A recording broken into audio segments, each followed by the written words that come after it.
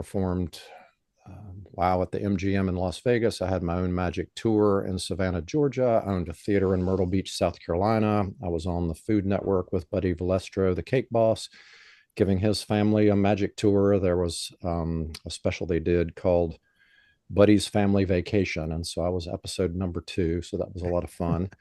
And I started thinking about the relationship between magic and marketing. Maybe we'll get into that a little bit. But yeah, I've worked at ad agencies. So many of you may be familiar with that term from Mad Men. They're digital agencies now. And just love helping business owners figure out how to navigate this crazy world of marketing. Yeah, marketing is a crazy world. I was just discussing with colleagues yesterday about marketing, and everyone today is just a marketer. You know, everyone thinks that they are a marketer, and to some extent that is true, and to some extent that's not, depending on, you know, what type of marketing you do and what kind of company you work for, what kind of client that you have. So marketing is confusing at sometimes. Like, what is it? You know, it definitely is magical for sure. And you're like the fourth magician that I know in the marketing world, including myself. And marketing is somewhat magical because what we do is pretty much the bottom line is we have all of these skills, all of this experience, all of these tools at our disposal. And what the client really wants is, you know, they want leads, they want brand recognition, they want engagement, depending on what they want. You know, it's normally they want a return on their investment for that Oh, yeah. marketing. So, but some people don't want a return on investment. Is that marketing too? Yeah. So we got started on this magic theme. So let me hit that and then we'll connect the dots here. So if you think about magic, it's really persuasion in its purest form. You're controlling attention, you're guiding perception, you're shaping belief, just like in marketing. And so the cool thing about a magic effect is typically you have something that's ordinary and you're presenting something that transforms that into the extraordinary. If you boil down every magic trick, it's basically 13 effects. And, you know, we're familiar with most of them. Make something appear, make something vanish, make something float in the air.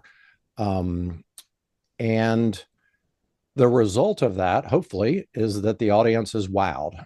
And I think we've lost that in marketing. Marketing becomes this facade that we put on. We think we have to talk in a certain way or pretend that we're a marketer. And that actually turns people off. People want to know what's in it for me. Why should I care? What are you going to do for me? Obviously, it's all about me, me, me, me, me. And they want to be wowed. They want to be impressed. We've all had bad customer service experiences. We've all had bad, you know, you think about a brand and the promise that's made from that brand. Well, that's your reputation. And to me, marketing is just a messaging way to have someone get to know you better so that they can decide whether they want to do business with you, whether you're selling a product or a service. And, you know, we can get into a lot of the mistakes that people make. I would say, you know, at Thrive Agency, we have quite a long list of clients, and there are some common threads that happen. And I would say the biggest one is inauthentic communication and not really understanding what you're going to do for that prospect or that current client to either keep them as a client or attract them as a new client.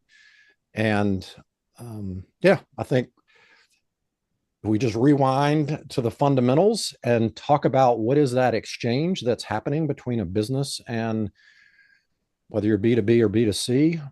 Um, All right, let's talk about this. Let's okay. talk about this. Yeah. Lots to unwrap there. I like what you said about we lost the wow, which is absolutely true, right? We lost the wow. And then we're talking about some mistakes that marketers make. And the topic that I wanted to talk about, or you and I kind of went back and forth. You gave me a great outline of some of the topics, and one that really resonates, and I'm sure it resonates with you as well, resonates with me, is marketing mistakes that particular businesses, such as franchises, Mm. w what marketing mistakes they make and how to fix it. So I guess this entire conversation here is that we are professional marketers and professional magicians, or whatever you want to call us, marketing magicians. And so there's a problem here. So let's talk about this some of these mistakes that these franchises make, or franchisees, so to speak. Now, the Yeah. core of your business, I'm assuming, is franchise related. No, actually, we're gonna have to hit the pause button. I need to go register marketingmagicians.com. So that's a Yeah. great URL.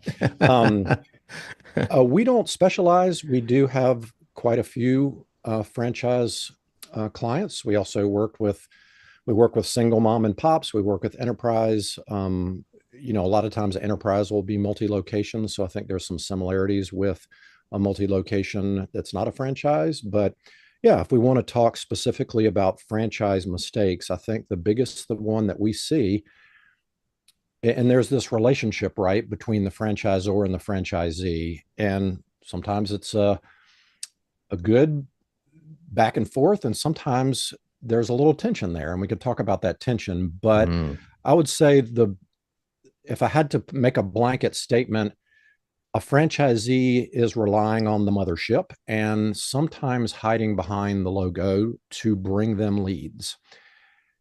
And if we boil that down, a consumer may have a good experience with that logo. I know personally, if I've moved to a number of different places around the country, and in one particular location, there's a good reputation for that logo. And in another location, there's not such a good reputation. And so you go, okay, well, what's the common denominator? Well, the common denominator is the franchisee in that particular market who is either doing what they're supposed to do, they're visible, or they're not doing what they're supposed to do. And so I would say that's the biggest thing. And we can start to pick that apart. yeah, Um, let's do it.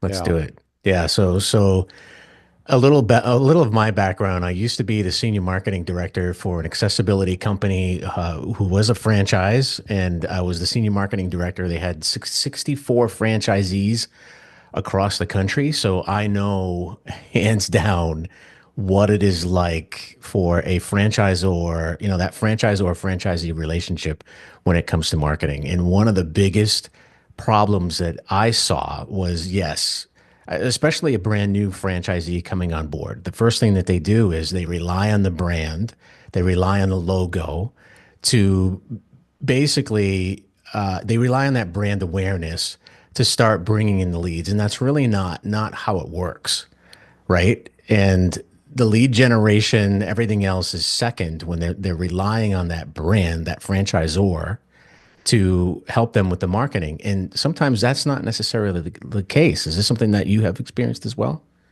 Yeah. And I would say it varies depending on the organization. We've worked with organizations that have a corporate budget, and there's certain things that are provided with that corporate budget. A lot of times, um, and again, we can get into some tactical things, but we've worked with organizations that have 100 different websites for 100 different franchisees. That's not really the best way to go about it, uh, especially from a footprint that Google likes to see. If you combine all of those 100 websites into the corporate website and then give each franchisee a section of that website, it's going to benefit everybody in a much greater way. Obviously, the challenge is with duplicate content, you can't just cookie cutter each area. So there are some things that obviously with franchise fees are provided by the franchisor, and then there are things that are the expectation of the franchisee to take and run with.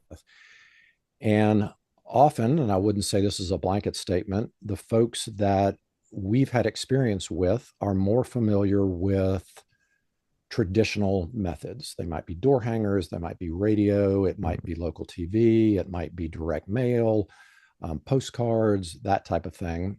And they're not as well versed in how digital can weave into traditional. And then they're also a little bit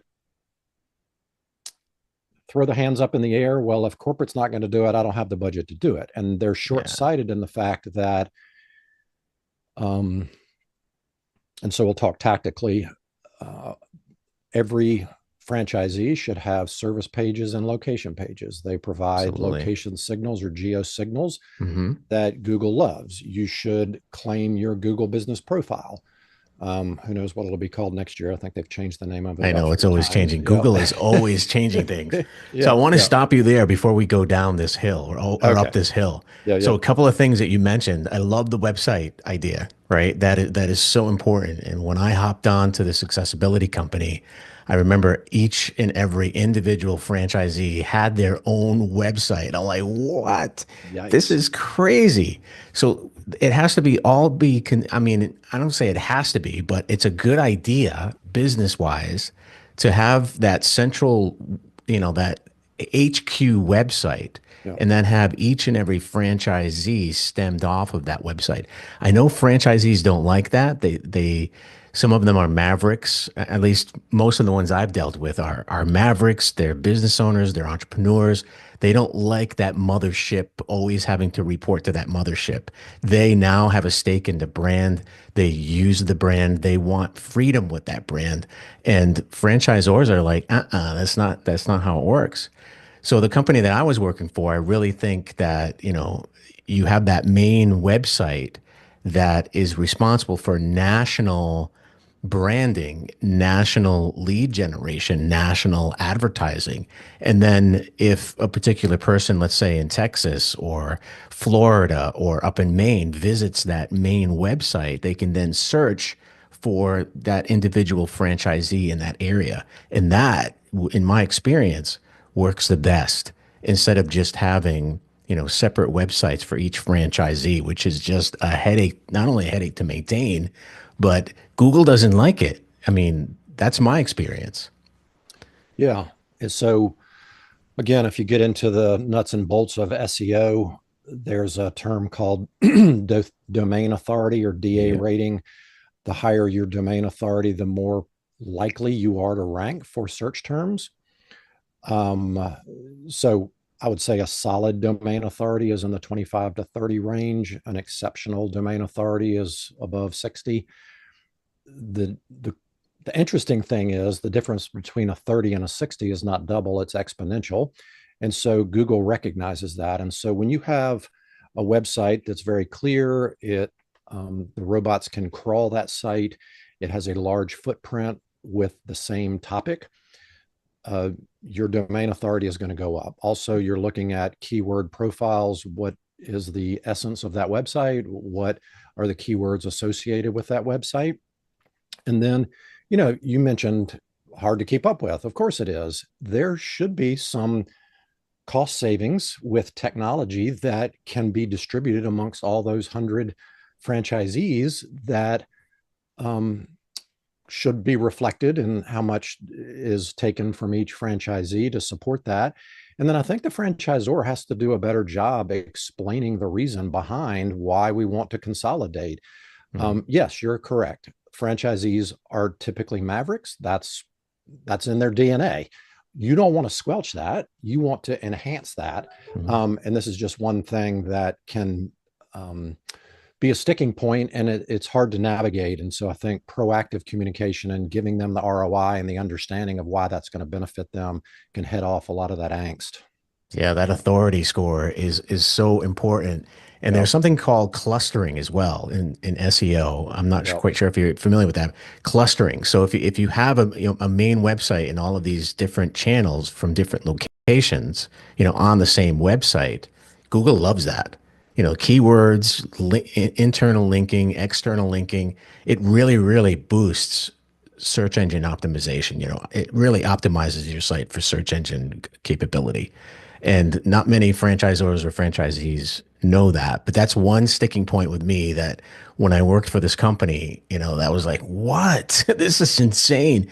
So we finally kind of we finally consolidated all of the sites and rebuilt the website and had a search a search widget within the website itself. So if someone comes from whatever location after they hear this national advertising campaign, in let's say they're Florida or Texas or Maine or whatever they are in the country, they would go into the website and search and all of a sudden find that franchisee's website. The franchisees did not like that at all. They thought it was really, really poor. But as time progressed, Google's not quick with indexing websites. It's not quick with optimizing you. Just because you optimize it, you're not going to be like on the first page of results immediately. But as time progressed, that one little change really, really had some impact on lead generation. So you're absolutely right. What you're saying, it's important. Yeah, and I think the other thing is attribution of leads and Right. being able to track that in a centralized CRM, putting everything out there, making sure you've got your form tracking correct, your call tracking correct. Yes. Are people following up on leads that come their direction? That's the biggest thing that we run into is if we're driving leads, but the particular location is not following up, we need a record of that because we can't get dinged for doing our job and then they don't pick it up. I don't know a lot of agencies that carry the entire sales funnel through the close. I know that has been a discussion that we've had Mhm. a number of times just to make sure that we're providing the best value. And those tools are not cheap. The other thing that we see is there is a portion of the marketing that's handled corporately. Um, there may be a co-op relationship with different activities that can happen with a franchisee that they should investigate and take full advantage of. And then they should have their own budget associated with their local marketing that they can handle. So yeah, all those things are interesting to sit back from the sidelines and see how they work and then figure out based on these rules and these guardrails, how can we do the best that we can? Yeah, it's really, I mean, again, going back to where I work, it was a really difficult environment to, help those franchisees understand how marketing worked and basically, really simple. HQ, which was me, my marketing team, I was at HQ and we did the national campaigns. We advertised on channels, television channels, YouTube especially. We did digital, traditional, but we didn't really whittle it down to the local area. And I know one thing that, we spread out these national campaigns and we really relied on the franchisee to enhance that campaign with local marketing efforts as well. So, and that was hard because the number one mistake to me was that they relied heavily on that national marketing, right? And they didn't really put the boots to the ground and do any localized marketing because it was money out of their pocket. They really depended on, headquarters or the franchisor to, do the marketing for them, which is not necessarily the case, right? Yeah. For some franchisor relationships, right? Yeah. And I think folks get twisted up when they think about that. They think it's going to cost a ton of money and they think that, how am I going to do this? One of the things that we're seeing uh, that have developed, I know LinkedIn is working on this. There's some other paid social opportunities and pay-per-click opportunities where you can actually have ads and feeds in local markets with connected TV. So if people are streaming different shows, you can target particular zip codes in particular areas. There's so much that's going on right now that people aren't aware of. Yeah. You talk about pre-roll on YouTube and being able to geo-target specific areas. Obviously, with the traditional pay-per-click through Google and Bing, you can create a radius around your service area to make sure you don't have any wasted impressions for folks who are not going to end up hiring you. And then the biggest thing that we see, actually, I'm writing an article for Forbes, been writing some articles about the last 18 months, and one of them is specifically about personal brands for franchisees. And one of our clients is a large B2B cleaning operation about they're part of a conglomerate of 10 different brands, about $1.3 billion. And their CMO is putting together a specific playbook for all of their franchisees to own their personal brand. They've seen that when they get engaged in the community, whether it be speaking at a Rotary Club, sponsoring the local baseball team, Mm. some sort of community effort, along with appearing in social media, and we can talk about what's hot in social media right now, they see a 30% increase in referrals. That's insane. And so, Well, we all hear, oh, yeah, I get most of my work from referrals. Why would I advertise? Okay, well, where exactly are those referrals coming from? They're coming from people who are spreading your name. They're aware of you out and about. You may be having a conversation on the sideline with somebody, and then they pass your name along because they had a good impression with that conversation. You do great work or you sell a great product. That's obviously your best opportunity for referrals. But yes. um, I think when we try to make it too difficult and we don't just, again, go back to the fundamentals and go, people have conversations. Your neighborhood is your niche. Pretty much. Yeah. So I think digital, now you're talking, I think digital marketing in a way, I'm a traditional marketer myself. I've been doing marketing for a very long time. And marketing goes way before the marketing that we do today. I think Mm. digital marketing really screwed things up a little bit. Like I was talking about this yesterday as well. It's like digital marketing is, I don't know. I can't describe it. It just robs that what you're talking about, that word of mouth and that localization and that involvement and that engagement with your community. Everyone now, most of my clients want to do digital marketing. I want to do digital marketing. I want to do social media. I want to be on Google. Do you think that in some way, what are your thoughts on that as far as digital marketing screwing up, that really simple, magical marketing? Yeah. I think we've seen a rebound where people are craving that personal interaction. And I think in the beginning stages, obviously digital marketing was somewhat of the easy button. Oh, well, I can just do this for free. Well, it's not free. You have to think through your message. You have to be present. You have to put out posts. And now, because a lot of these platforms are either publicly owned or they are not in favor of giving exposure to businesses, people have to pay to play. And it's soured the taste of people who are used to putting something out and it getting the impressions that they used to get, and they're not getting those impressions anymore. And then it is a very plastic. I mean, obviously, we stay on Zoom a lot, we interact through the screen, but yes, there is nothing like standing beside somebody, having a conversation over a cup of coffee or a cup of tea, being out in a park, being shoulder to shoulder, helping in a community event, whether it's picking up trash or we have a group in Charleston called Water Mission, and they provide technology to underserved communities around the world. And so they have a Awesome. yearly walk called the Walk for Life. And so you basically carry a bucket of water to this facility that cleans that water. It can be dirty, muddy water. Love it. And just seeing some pictures of people that I know involved in that walk and people laughing and smiling. And, that's really what touches the soul and the heart of relationships. And I think digital can support that and can document. And so when I look at that, I don't go, wow, that's cool. I go, wow, I wish I was there.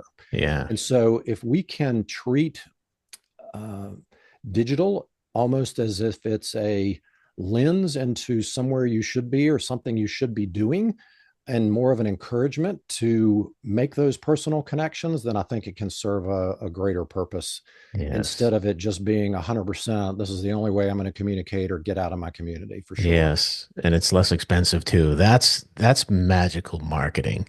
I mean, we can talk forever here, right? And I have so much to Yeah. kind of drill down, and we just touched the surface on this, right? I mean, I'd love to talk about digital tools, Yep. better supporting franchisees, franchisors supporting franchisees, there's a lot of topics that we could talk about. Social media, the power of video marketing. We can really, really dive deep, but we only have so much time on this Yeah, sounds podcast. like we need to have a second, third, or fourth session here. Absolutely, absolutely. I mean, the question I get all the time, and maybe this is the next topic that we should talk about, Okay. is why your website is losing money and how to fix it.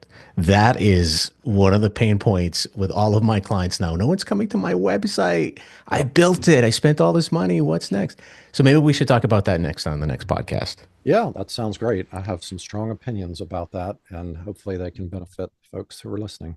All right, very I'm cool. sure you This have is some strong opinions too. So, Yes, I do. I mean, every topic that we want to discuss that you threw at me, I'm like, yes, yes. PPC advertising, how to stop burning money.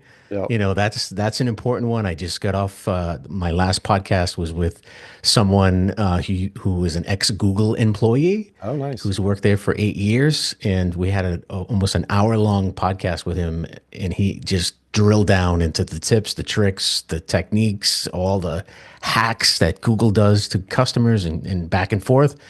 And we were done recording. He's like, "Yeah, I don't want that. Don't put that out there." So, Oh, wow. yeah. So it's actually going to be on my newsletter on LinkedIn in transcription form.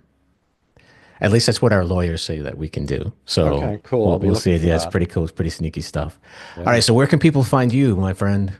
I hang out on LinkedIn a lot. I made a commitment that I should have thought about before I made the commitment that I'd produce a video um, every day, Monday through Friday this year. And then I did the math. It was like 261 videos. So I give tips and tricks and ways of thinking about marketing, not just digital marketing, leadership things, culture things. So if something sparks your interest, just hit me up with a DM and be glad to schedule a call or have a little. I don't drink coffee, so hit me up for a tea chat. So that would be good. And then our URL is thriveagency.com, and we're full service and would love to chat with folks who think they might need some help with their marketing. Love it. Love it. We'll put those links in the show notes of this podcast as well as it coming across if you're watching it on video. Jimmy, we're going to have another conversation why your website is losing money, how to fix it. And I think I will always point my customers to this podcast. So we got to do it. Awesome. Looking forward to it. Thanks, All right, Brian. sir. Thank you. All right. I think that worked out well. That was good. What do you think? Yeah, I mean, it was a little by the seat of our pants, but I think we both kind of knew where we were going. And yeah, they're good topics. I think they will help people. Yeah, I think, I was throwing these questions out and we were going back and forth. I think we'd make a good team. And I love this is like the first time I'm looking at your set there because I can see your face here.